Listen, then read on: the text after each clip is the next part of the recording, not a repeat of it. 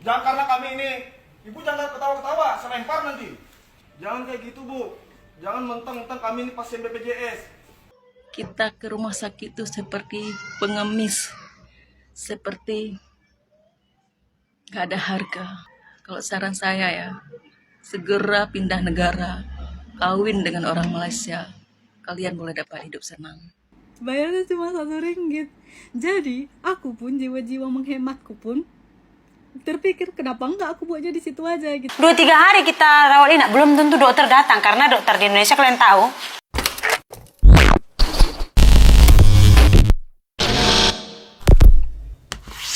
Hai, halo geng. Assalamualaikum warahmatullahi wabarakatuh. Berjumpa kembali dengan saya, Zainal Story. Sebelum video ini saya mulai, gimana kabarnya kalian semua? Semoga semua yang menonton video ini baik-baik saja, dimurahkan rezekinya, selalu berpikiran yang positif dan dijauhkan dari mara bahaya oleh Tuhan Yang Maha Esa. Perbedaan dokter Indonesia dan juga Malaysia ini beda akhlak, beda peraturan, beda pelayanan, beda biaya. Ini ada salah satu video yang sungguh sangat viral di Indonesia. Dan menurut saya ini bukan hanya viral, tapi juga ini memalukan karena kita sebagai rakyat kecil, nyawa hanya dipermainkan. Apa? Jangan karena kami ini, ibu jangan ketawa-ketawa, selempar nanti. Itu anak bu, anak manusia. Dia dilindungi undang-undang. Jangan seenaknya. Anak saya pasca operasi apa? Bu, ada beberapa kriteria ya, yang bayi wajib masuk NICU apa? 1, prematur. 2, pasca operasi. Anak saya disimpan nggak di NICU? Siang anak saya disimpan, malamnya anak saya mati.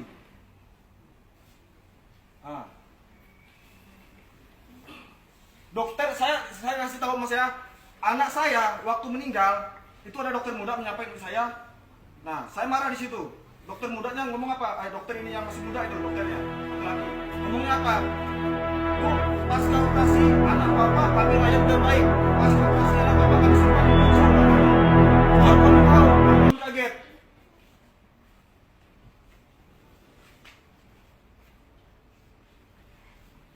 Jangan kayak gitu bu. Jangan mentang-mentang kami ini pasien BPJS. Saya tahu biaya masuk NICU itu mahal. Kenapa anak saya sudah infeksinya parah baru dimasukkan ke NICU? Coba ibu jawab. Kenapa bu? Kemarin dikatakan kenapa tidak dimasukkan ke NICU karena stabil. Sebelum anak saya dioperasi, saya pegang data bu. Yang bicara data ini itu data mereka ibu sendiri. Sebelum dioperasi anak saya tidak stabil. Pasca operasi, mas, saya mau ngomong. Kemarin dokter Rina, DP ngomong apa? Anak saya stabil ya. Tapi coba suruh dokter Endang ngomong, anak saya tidak stabil. Nah, lukanya berat. Sudah itu satu lagi.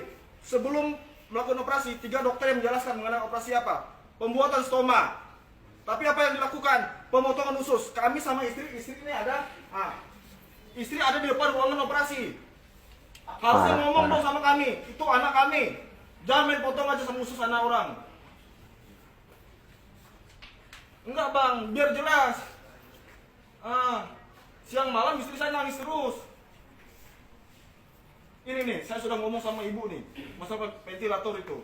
Saya sudah ngomong baik-baik, saya ajak baik-baik. Bu, saya tidak akan ribut kalau anak saya tidak dipasang ventilator. Untuk apa dipasang ventilator bu, kalau napasnya udah nggak ada? Coba ibu pikir. Wah, Jahat nggak itu bu? jahat sih bang ya. Jangan kayak gitu. Nah nih, Mas ini ada keponakannya, itu ada di ruangan sana. Coba hadir mas. Oh dokter Yudi, dokter Yudi, baru 7 hari, tapi belum tahu perkembangannya katanya. Ketemu sama dokternya aja nggak ada. Muka dokternya tahu. Mana apa arah kau? Tantenya mau nikah. orang tua masih di kampung. Bentar ya, mumpung ada pemain media semua ya. Saya kebetulan pengacaranya orang tua Abraham Ben. Misi Pak. Jadi teman-teman media biar jelas, kedua orang tua ini bukan mencari popularitas, bukan mencari rupiah. Yang dicari beliau berdua ini adalah kenapa anaknya meninggal. Jadi biar rumah sakit tahu. Karena rumah sakit itu kan pelayanan, Pak. Saya lihat di situ tertulis hak pasien. Ya, artinya kan harus dipahami itu. Hak orang tua ini harus dengan terang benderang tahu kenapa anaknya meninggal di sini. Dan zaman sekarang zaman maju, teman-teman media ada di sini. Kita mau mengetahui sesuatu dari Google bisa. Rujukan kami yang aneh, biar sekali lagi koreksi buat Doris ya. Kenapa usus anak Ben dipotong? Saya lihat rujukan dari UI, Undip, UGM. Saya lihat tidak boleh bayi umur sekian hari itu dipotong usus. Makanya itulah pembuatan stoma. Dan orang tua tadi di awal tanggal 15 Januari 2024 mendapat penjelasan bahwa ada dua tindakan. Biar teman-teman tahu, dua tindakan. Antara tindakan pertama dan kedua harus berselisih antara 3 sampai 6 bulan. Yang jadi pertanyaan besar adalah kenapa diambil dua tindakan pada saat bersamaan? Observasi terhadap almarhum sudah lengkap tidak? Apakah mampu bayi umur 7 hari menerima operasi besar? Wah, Almarhum Ben, anak Ben, dari mulai USG sampai rekam medik terakhir dari Muhammadiyah menyatakan jantungnya tidak ada masalah.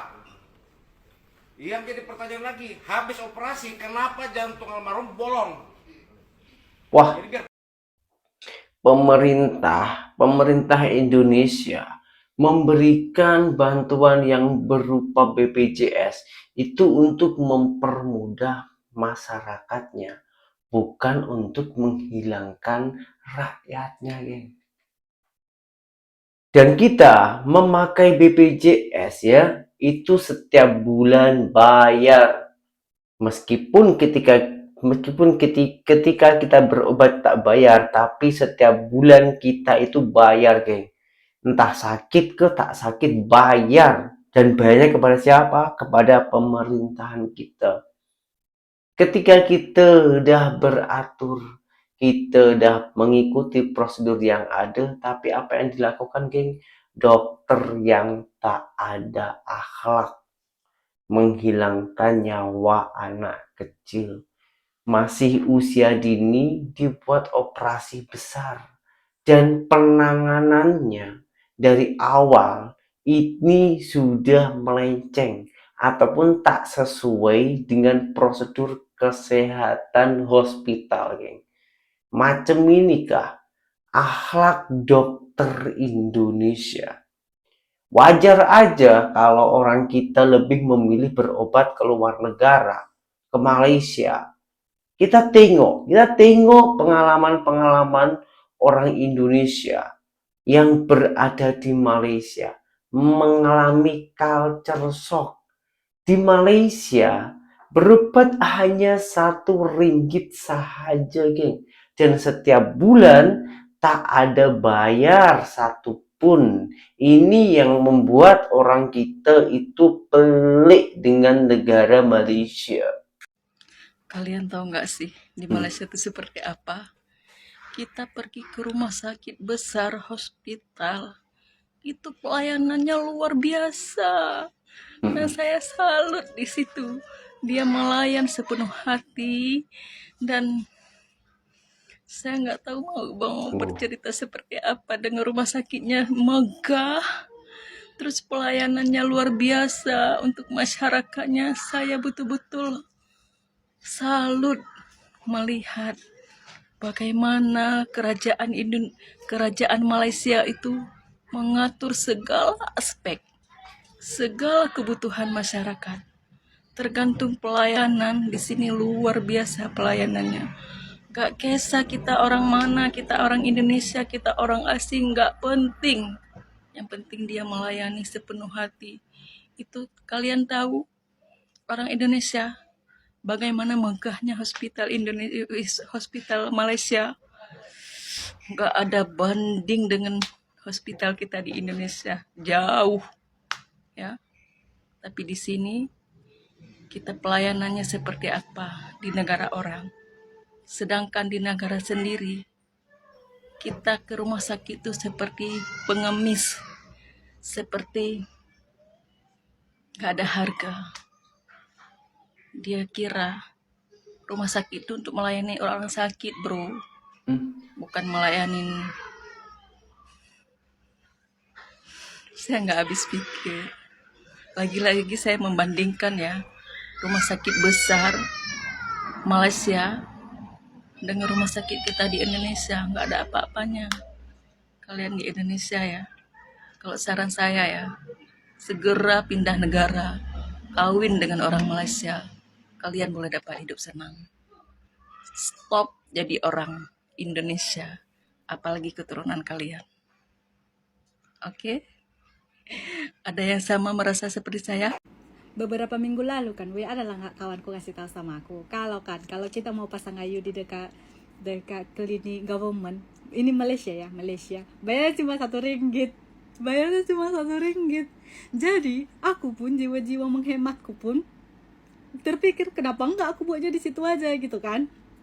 Jadi gue bilang lah sama kawanku, tanya dia kayak mana prosedurnya, aku bilang kayak gitu kan. Datanglah kawanku bilang, kau call lah dulu itu misi yang dekat-dekat dengan kawasanmu katanya, nanti dia akan bagi tahu katanya kayak gitu. Jadi aku call lah kan, aku tanya lah kan, aku mau pasang ini kayak gitu kan. Dia datang misinya boleh, tapi kau harus datang ke sini untuk buka buku, nanti sekali kami kasihkan menuntukmu katanya gitu.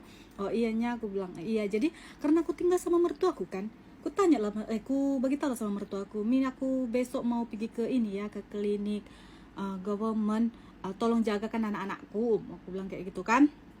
Jadi kalau mertua aku bilangnya, mau ngapain katanya gitu kan. Aku bilang lah, aku mau pasang perancang, soalnya aku nggak mau lagi aku mengandung, capek aku bilang kayak gitu kan, nanti terjadi lagi, aku bilang kayak gitu kan. Datang mertua aku bilangnya, janganlah ke sana katanya. Memanglah dekat sana dokternya udah pakar-pakar, udah banyak menangani banyak pasien kan, tapi dokter-dokter di sana dengan misi-misi di government ini, yang kerja dekat government ini, semua under pressure. Orang itu terlalu stres katanya gitu. Nanti orang itu buat dengan kau nggak pakai hati katanya, asal siapa aja kerja mereka itu, nggak peduli mereka sesakit apa, nanti kau rasa katanya gitu kan. Dan aku bilang nggak apa-apanya itu, sekecil aja nya itu, sakitnya sekejap aja nya, murah loh, cuma RM1 aja, aku bilang kayak gitu kan sama mertua aku kan. Kata mertua aku bilang lah, pergilah cari ke klinik-klinik terdekat sini, private berapa katanya gitu kan, pergi cari tahu dulu katanya. Jadi aku bilang lah, 500 nggak kemana loh Mi, aku bilang kayak gitu lah kan, aku boleh hemat ini, aku bilang kayak gitu. Jadi datang sama mertua aku bilang, iyanya katanya, iya, aku bilang kayak gitu. Jadi udahlah itu kan, udah berlalu lah percakapan kami tuh. Jadi tadi lah kan, tadi aku lagi duduk kan di sofa, datanglah mertua aku katanya kayak gini, ini nah katanya dikasihnya aku 1.000 katanya, ini untuk Bob apa Mito katanya, 500 nanti untuk bayaran yang kau bilang kalau 500, tapi kalau 500 lagi tuh nanti untuk mana tahu ada apa bayaran tersembunyi katanya kayak gitu.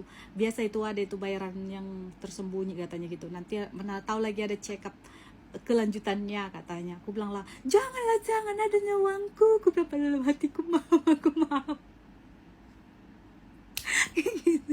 ada nyawangku, nggak usah. Aku bilang kayak gitu. Datang mertua aku, nggak apa-apa, simpan uangmu itu, guna ini aja katanya. Hari ini saya mau bercerita kepada kalian, khususnya itu untuk rakyat Malaysia lah, yang selalu kerjaannya itu mengeluh, mencari pembenaran, menyalahkan pihak yang lain, dan selalu merasa kalau pelayanan yang diberikan itu kurang bagus. Jadi saya pergi ke hospital government karena anak saya batuk. Nah, karena menunggu antrian, saya bercerita dengan salah satu pasien yang kebetulan dia tua, orang Malaysia. Jadi katanya begini, sekarang nih kalau anak sakit ke apa, tak payah bawa pergi hospital government. Kita datang awal pagi pun, berantur petang baru pulang, ubat yang diberikan sama aja. Diorang cek pun senang macam mana ya, macam asal-asalan gitulah pemirsa. Dia periksa pun macam buat tak buat tuh kerja tuh, macam tak puas hati lah kata. Pokoknya panjang ceritanya lah pemirsa, dia hari itu cerita sama saya. Saya pikirlah kamu ini mungkin duduk di Malaysia saja. Tak dengar dia pengalaman kami. Ini saya ceritakan, harap-harap Anda dengarlah ya Kak. Datanglah kalian ke rumah sakit pemerintah di Indonesia, tahu. Kalau kalian mau yang free, nggak mau bayar, harus urus ini itu dulu, tahu. Ngurusnya lagi, bukannya gratis. Mau ngurus KTP, kartu keluarga, kalau mau hari ini siap, mau bayar 1 juta atau 300 ringgitan. Kalau nggak bayar, katanya perangko habis. Belum tentu tuh sebulan 2 bulan siap, udah. Jadi, udah kita sampai ke rumah sakit, kita dicek belum penyakit aja, nggak tahu penyakitnya apa, terus diimpus, terus dimasukkanlah rawat inap, kan. Udah 2-3 hari kita dirawat inap, tanyalah nurse-nya, dokter kok tak datang-datang. 2-3 hari kita rawat inap, belum tentu dokter datang, karena dokter di Indonesia kalian tahu, Senin sampai Selasa hospital ini, Rabu Kamis hospital ini, Jumat Sabtu praktek di rumah, malam begini, malam begitu. Kita yang butuh mereka gitu. Walaupun kita bayar, kita yang butuh, dia tak butuh kita gitu. Terus kalau kita tanya nurse-nya, nurse-nya lagi ngamuk.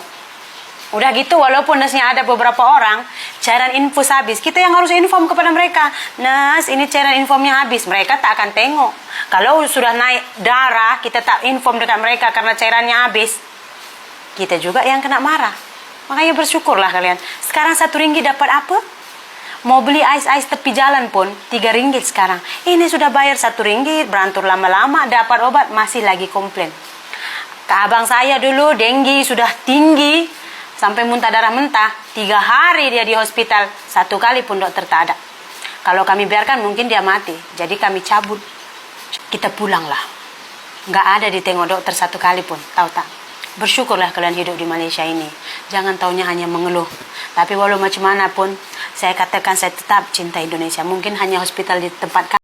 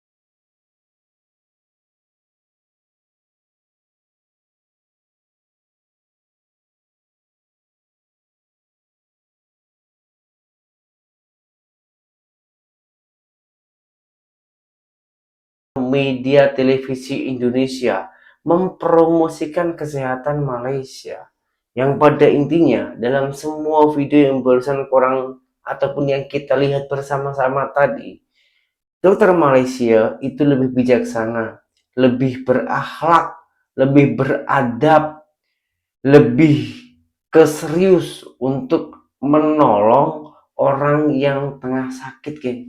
Dan tak memandang soal uang. Karena mentality dokter Malaysia yang diutamakan itu keselamatan. Uang itu adalah sebuah bonus, geng. Kalau kita bandingkan antara Malaysia dan juga Indonesia, itu berbeda jauh, geng. Di Indonesia itu ada yang namanya BPJS. Itu bentuk kepedulian pemerintah kepada masyarakatnya. Akan tetapi di setiap bulan kita mesti kena bayar. Sakit ke tak sakit bayar. Kalau kita lirik dengan Malaysia, beda jauh, geng. Di Malaysia itu berobatnya bayar hanya RM1 sahaja. Dan apabila tak sakit, karena sakit ini adalah ujian ya, apabila korang tak sakit, setiap bulan tak payah bayar. Hanya tem berobat saja bayar RM1. Ini yang dinamakan pemerintah ataupun kerajaan membantu masyarakat, bukan untuk mencekik rakyat. Macam mana tanggapan korang? Coba tulis di kolom komentar dan berjumpa kembali di video saya yang berikutnya. Sekian, terima kasih dari saya. Assalamualaikum warahmatullahi wabarakatuh. Bye-bye.